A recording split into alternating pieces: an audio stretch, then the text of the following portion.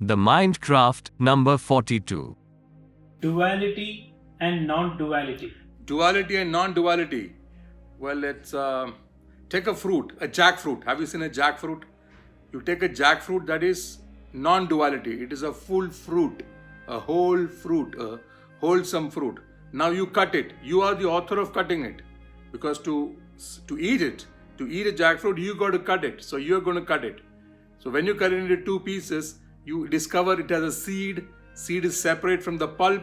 Pulp is separate from the sap. Sap is separate from the skin, and it has much content in it. Now the seed you cannot consume.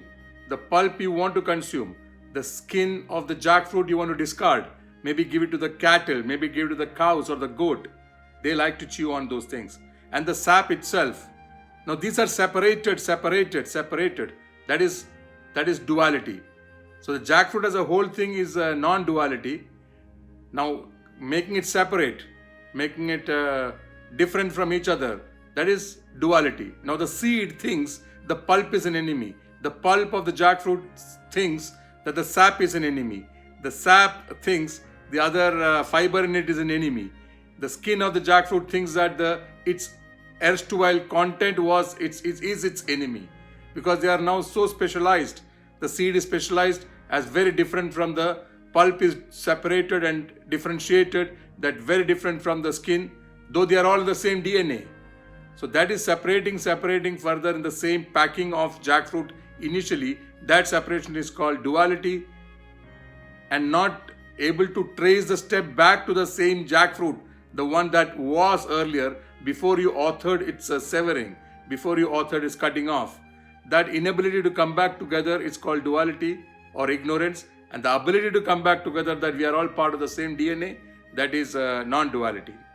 So get back to your original self of non-duality, and once in a while you can take a separate identity. The seed can take a separate identity that it's not the skin.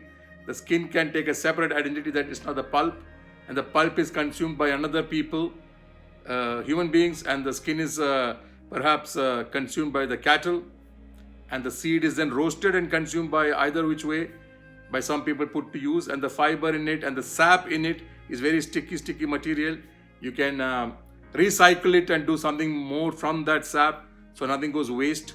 So learn to recycle, learn to come back together, get back together, and know you are the ultimate author. Whether it is dual or non-dual, you are the author for everything. So enjoy this tracing back your step to where you started, and understand that you are the author of living dually or non-dually. Resolving conflict. Resolving conflict. Where does a conflict begin? Where does a dispute begin? It's very important to know the source of conflict and dispute, because we start seeing everybody as separate identity. So one is that commonality of all the people. We are all breathing. So when you look at people, that they are all breathing, they are all hungry, they all want food. All the people get thirsty. So there's so many things that are common to human being.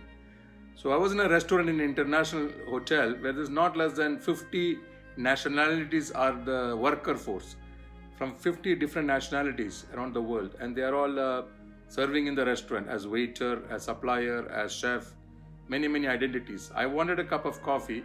I asked for a lady to get me a cup of coffee. Now she took a lot of time to bring that cup of coffee, maybe 10 minutes or 15 minutes. In the meantime, I found another gent to whom I pleaded that this lady took about 15 minutes, can you help me? So the gent went to bring coffee for me. And I told to the gent, the other lady whom I requested the coffee from is a lady with a dark skin. Suddenly that man took offense. How are you racist?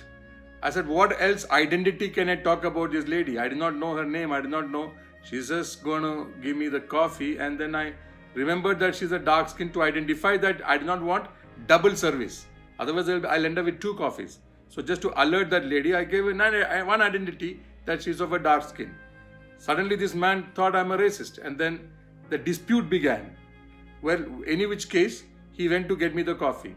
Now in the meantime, this dark woman, she came with her cup of coffee. So then I told her, I already repeated that same request to another person. Can you please contact that person and cancel it? What is the identification of the other person? That he's wearing a wig. He's got a hair piece. It is not true. It's not correct. It is an artificial hair he's wearing. Now that lady took offense about that. How did you talk the bad thing about him that he's wearing a wig? So now I am now drawn into a big dispute. On one hand, this man is accusing me of calling her racist, and then calling her the dark skinned, and then that lady is telling me she's taking offense. I called her colleague the person with wig, not an authentic hair. Now, how else can I identify these people? Of course, one person had a name tag, but it's very difficult to ask for a name tag at that time. So generally, someone only about a coffee. But then I was seeing how harmoniously these people from 50 nationalities are serving together. There, if you want, for example, if you want a coffee, you would not think who is serving you, which nationality, because that common thing is that I want a coffee, and they all know how to give coffee, and they're all trained to give coffee.